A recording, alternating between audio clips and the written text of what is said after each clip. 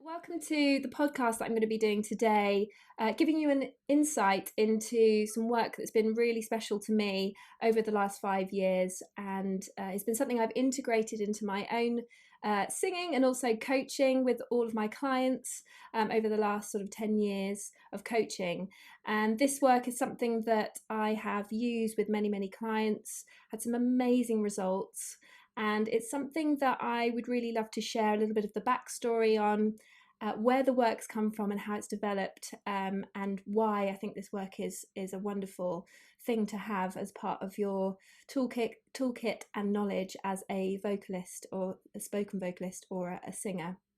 So I thought the best way to do that would be to not only just speak of it from my perspective as a coach, but also where this actually came from. And I think it's really important to thank where research comes from and where exciting and helpful methodologies come from. And one of the most helpful that I've integrated is breathing coordination. And breathing coordination is something that I think needs to be best explained by its co-founder, and that is Robin de House. So I'd like to introduce him to you so he can tell you a little bit about his story, a little bit about the work, and then how this could be something that you could start to explore a little bit more as a singer or a spoken word performer. So I'd like to introduce Robin. So hello, Robin. Hello, everyone. Hello. And so I thought it'd be really nice if you could start with a little bit about you and the story of the work, and yeah, it's a little bit more detail for people listening. Yeah, yeah, with pleasure. Thank you so much, Lucinda, for that excellent introduction. Um, Thank you for having me. I'm super happy to be here. So yeah, basically, I'm gonna start by talking a little bit about my own journey because that's where I speak from. That's the biases I have, or may have, or may not have. And in that sense, it might be interesting to know. I was born severely handicapped on a vocal point of view. I had a cleft palate, and the doctors they told my parents, "Oh well, voice will never be his thing, and he might not even have a proper job because he will always be very shy. He won't be able to talk." I couldn't do consonants and I couldn't do vowels. So you can imagine if you remove consonants and vowel, you are left with a series of noises that the person can do. And I, since the early age, I said I wanted to sing. And when I went to have voice lessons, I found out I actually had a sound, I had voice, but the thing is my voice was getting tired super quickly. And like in about 10 minutes, my voice would be like this. And I made it that I went to several teachers and that I heard a lot of things. And one of the things that kept coming back was, oh, well, you have to support more. They basically said two of the main things they said is, one is, oh, if your voice gets tired, you may have psychological issues. And the other thing they said is, oh, you need to support more. So this was where my journey sort of started. And now going to another story, moving back to the yeah, you know, mid 20th century in the USA, there was a choir director named Carl Stow who had incredible results with his chorus members, and so much so that a doctor asked him if he could try to do something for people who had lung issues. You know, when you sing in a choir, classical choir, if you think of Handel or Bach or any of those music, you have very, very long exhales. So that doctor thought, well, my patients have very short exhales and they're going to die because of it. So if Stow could make their exhales even just a little bit longer, as he managed to do for regular people, that could be proving to be wonderful. And it actually happened. When Stow worked with those people, he found ways, unlike what he did with his singers, because the regular instruction he would give didn't work, but he developed an intuitive way to make those people exhale longer.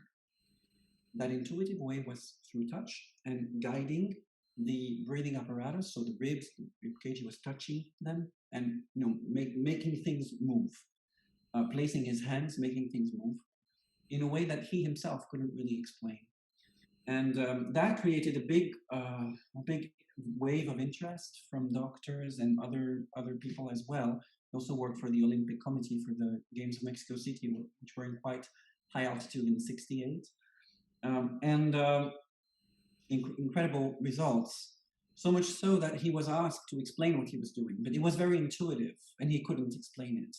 And that intuition, that genius, would be, I think, would have somewhat disappeared if it weren't for one of his students. So this person that I'm thinking of, her name is Lynn Martin. She lives in New York, and she, at the time, was discovering a branch of functional anatomy, which is called ideokinesis. Let me just explain those words. They're a bit, complicated maybe to understand. Functional anatomy is in a way in opposition or contrast to medical anatomy. In the medical world, you try to bring back something to normal. If you have a broken arm, you put a plaster on and you try to bring it back to normal. Functional is the study of how a part of our anatomy can reach peak efficiency. So we are talking about very high level skill, neuromotor skill performance activities by any kind of system. Could be the arm, the leg, whatever part of us. And so ideokinesis, an idea for movement, is a branch of that functional anatomy that Lynn was starting to study at the time. Ideokinesis is the use of imagery and touch to trigger a better use of the human structures. Everything that we do every single day is actually somewhat led through imagery. Let me explain. If I want to take my jug of water and drink, I'm not telling my muscles, I'm not thinking, oh, I have to contract my biceps slightly, and then I have to move all the little muscles, and I'm not telling the little muscles in my finger, oh, do this, do that, do that. No, my visual cortex has an imprint of where the water bottle is, and it has an imprint of how to take it and bring it. In other words, my muscle respond to imagery. So what if we use creativity in developing images about how things could be working if they worked optimally? That's the main gist of ideokinesis. When Lynn saw Carl work, but not being able to explain what he was doing, she started doing what's called functional hypotheses. So she thought, okay, he's moving the leg like this. Now I know which muscles are there. So my hypothesis is that he's doing it for this reason. And then maybe we could explain it to the people and we could give them this or that image that could help them achieve that state that would actually have an impact on their breathing mechanism. So she understood why what he was doing, or laid out hypotheses as to, oh, he's doing this because this other muscle attaches here, which is the same location as this muscle that is part of the breathing system where it attaches. So it is likely that if this first muscle is contracted, then that part of the breathing mechanism is going to be locked as well. And so she managed to really undo the magic behind his genius intuition. And when I was all with my vocal issues, and all those teachers, they told me about support, and they all said different things. It could be almost a comedy show, because one said, oh, you have to tighten your abs, then the other one said you have to tighten your butt, then the other one said you have to push in your back, then the other one said you have to lift your chest. I looked like a clown, really, like trying to do all of that, which really, really didn't work. It actually got worse and worse. My voice was getting more and more and more tired. And so I was doing a lot of research, and I was experiencing something extremely strange, because I had voice students myself, and I was teaching them in a completely different manner than any of those teachers were telling me. I had an intuition, and my intuition was that every part of the structures should have its own share of the activity. In other words, if I saw a singer X sing, and for instance, they would move their head forward, I was like, oh, there's too much movement here. There's no movement in the rest of the spine. That seems weird to me. Or if I saw a part of the ribs move faster than another, I was like, no, no, that seems off. It started like that. And I had people place their own hands on the ribs and describe to me how is it moving and so on. But they couldn't really describe it. So I said, would it be okay if I placed my hands so I can feel? And they agreed. So I was placing my hands and I discovered like a whole world of one rib moving faster, one rib moving slower, and then ribs reacting to sounds. And I was like, what the hell is that? And so I was having all of these intuitions and having very, very good results. Voices were progressing, progressing, progressing, and I didn't really understand what I was doing. And I was still trying to do what the teachers told me because I was, I'm a Swiss boy. We tend to be very obedient with rules. And so I was like, oh, the teachers must be right. What I'm doing is just my exploration. I wasn't even charging for the lessons at the time. I was like, oh, my thing is just for my friends, my exploration. And in going to see all those teachers all over Europe and the US, I ended up meeting Lynn because Stow had great success with opera singers and pop singers. And at the time, I was finishing my master's and doing a thing about classical singing versus pop singing. Are there common points or not? And all that. And when I met her, she worked on me and she was doing similar things to what I was doing to my students. And I was like, oh my God, what I'm doing already exists. And I didn't even know. So the second lesson, I told her, look, can I work on you? Because I think what I'm doing is very uncertain. I'm not sure it's getting great results, but it's not something I've learned somewhere else. So I want to know what you think. So I actually gave her a session at the second meeting. And she said, Robin, you are doing similar things to Carl. And Carl had been dead for 5 years. So it was a bit of a weird moment because it felt like, in Star Wars when the movie called A New Hope, like a new Jedi came and something, it was really, really strange because she gathered all of the people who she knew that knew Stow. And she said, I think I found someone who can do it like him. And so then I had to work on them and they were telling me all of their memories. I went again and again and again for months and they would tell me what they remembered of him. And one of them gave me a little note, actually, the lady who had introduced Lynn to Carl, she gave me a little note saying, Robin, we are investing in you. And that's how the work came about to me. And then after that, the way we were able to transmit it further was that I said to Lynn, well, I was getting flooded with requests at that point. I had so many requests. I said, we have to train people. And she said, but I don't think we can because it's going to be, you had the intuition. And I said, no, I think it's a subconscious methodology. And so then I did 2 years of research to create protocols and procedures that she validated because I said, if you don't like it, we won't do it.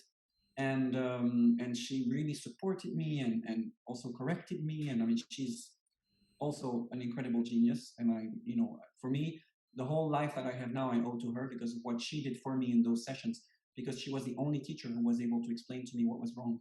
The way she corrected me gave me my voice. So I will be my whole life eternally thankful to her. But that allowed us to create a training program, which we were then able to share with other like-minded people like yourself. And so that's how this whole story came about. And it's what I want to say about also the value of the work is that this work is to celebrate what our bodies and structures would like to offer us. So it's not about me being right. It's not about like, oh, we want to follow this person or that school of thought. No. It's about a dedicated observation of the structures and emitting hypotheses about how they work and honoring those who came before us, honoring the structures. So it's not about also what I have to say. Unfortunately, I see a lot of people wanting a recipe, like a quick fix. You'll hear people say, oh, you just have to shake your body a little bit and it'll be fine. But the thing is, if you don't assess on a specific body what's going on in, for instance, the intercostal muscles, on some specific people who don't have much of a problem, they'll do shaky and they'll feel a little better. But guess what? If they'd heard something else, they would also feel a little better. What I'm saying is to really target what this specific individual needs. And that has given me results with people with, edema, prenodules, damaged, fatigue voices, when we can target exactly what's going on through functional anatomy.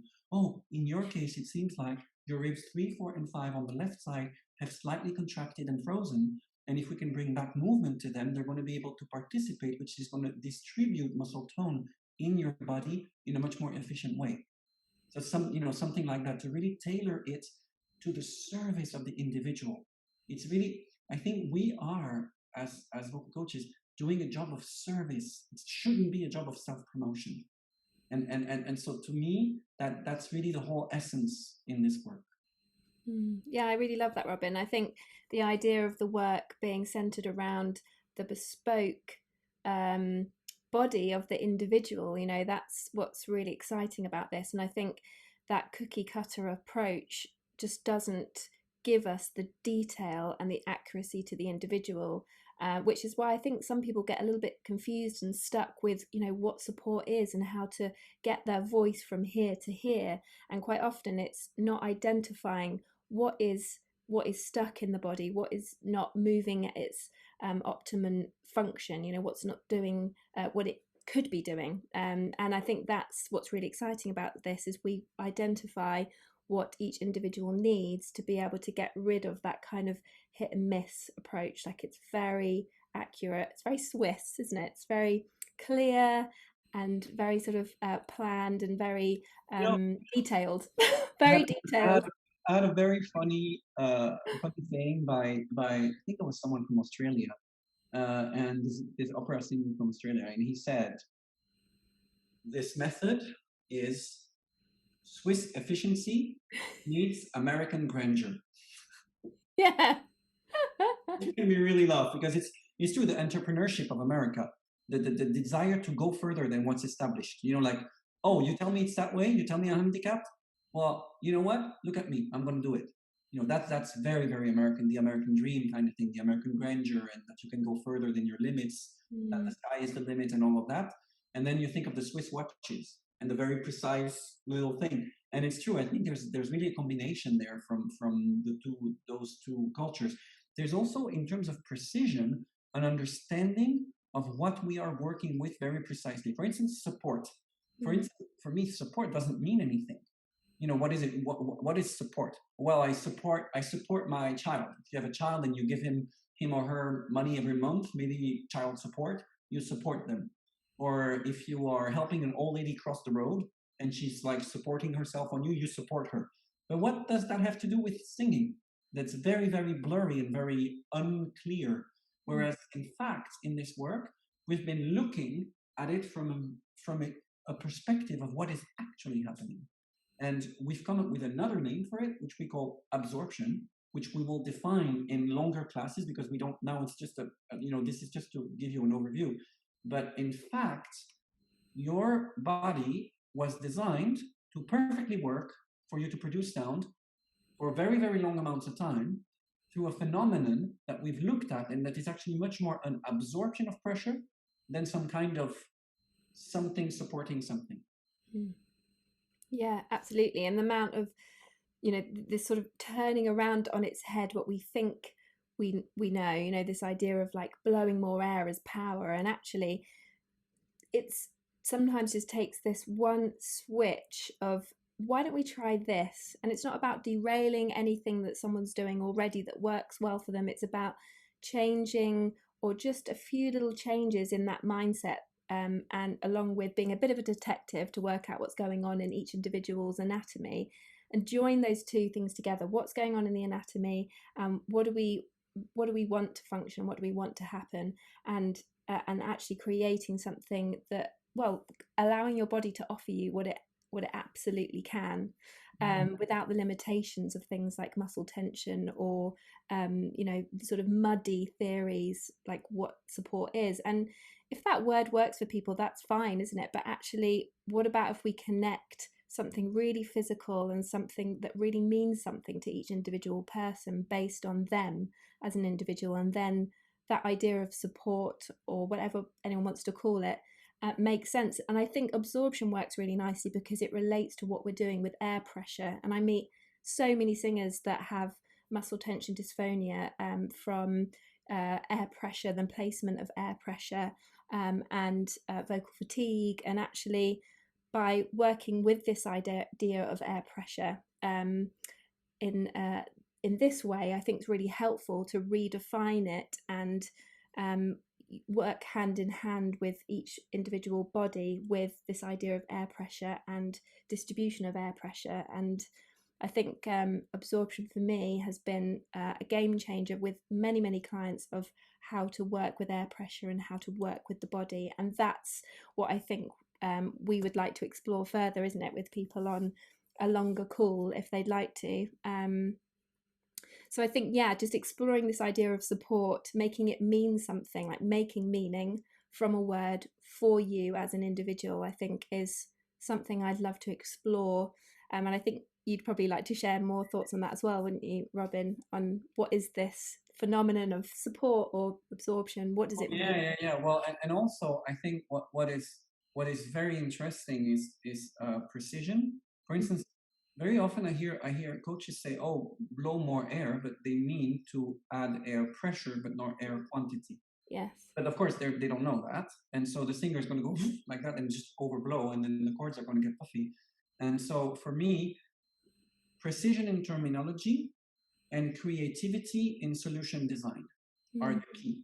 Because let's imagine a person, for instance, they have heard some weird theory about anchoring the sound.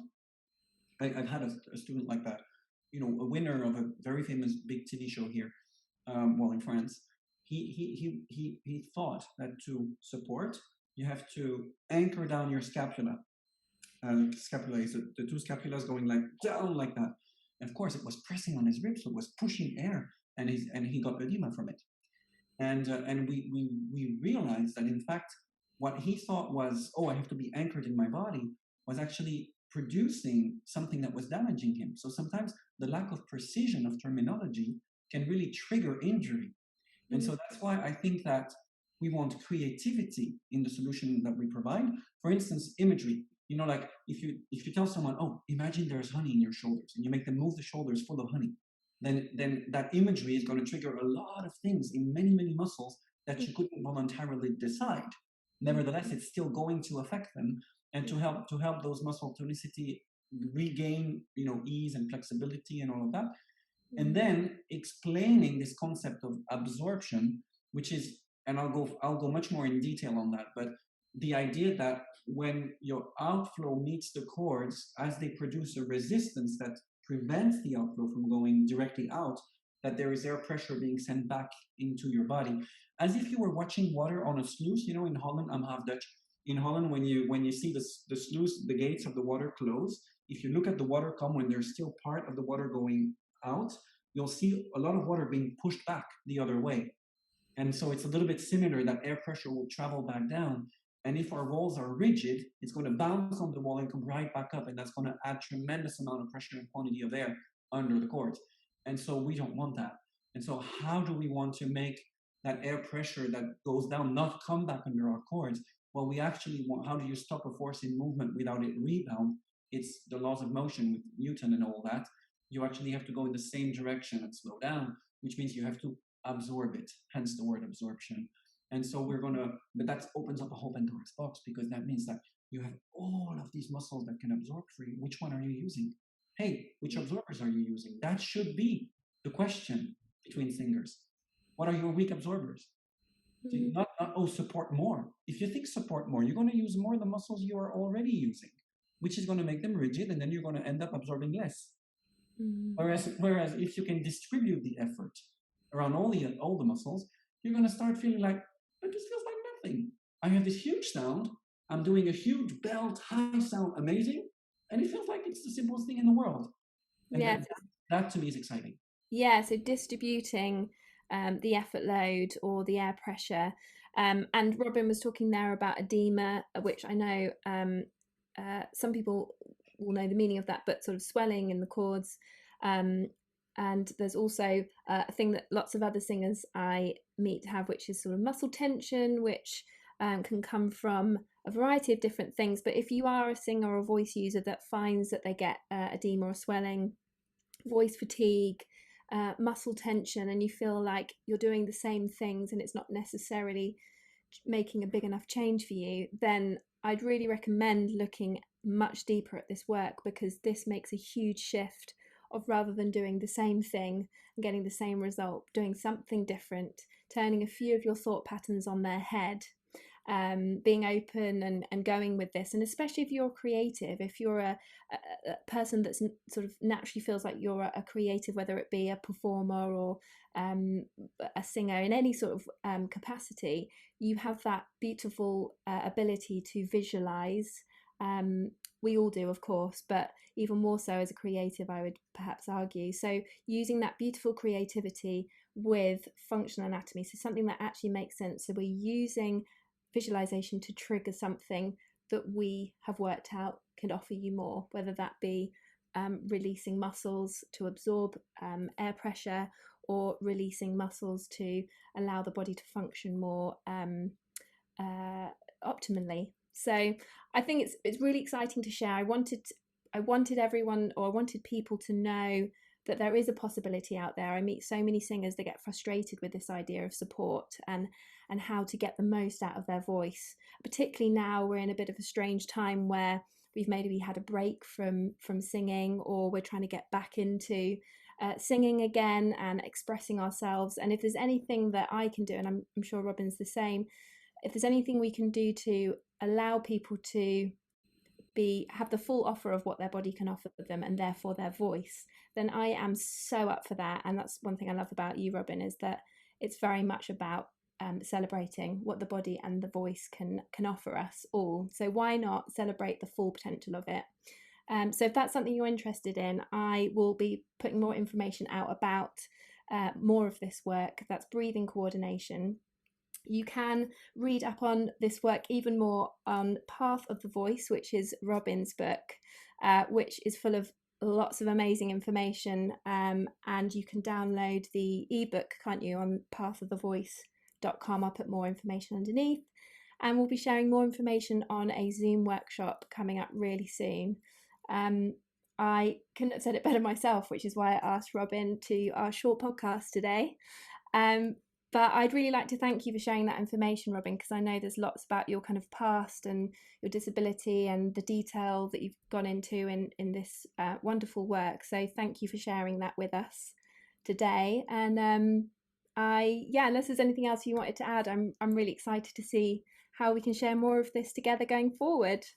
Yeah, no, I just wanted to say how that I feel very excited when I meet like-minded souls, or like-minded people like yourself, because over the years as a vocal coach, here in Switzerland, I'm a book published, blah blah blah. I was on TV shows and all that, and I've seen that really it's a world where sometimes some people, I don't know if it's frustration or whatnot, but they try to really pull everything towards themselves. And for me, it's never been that. It's always been about celebrating the genius of Carl Stout, or celebrating the genius of Lynn Martin, and then sharing what I've discovered.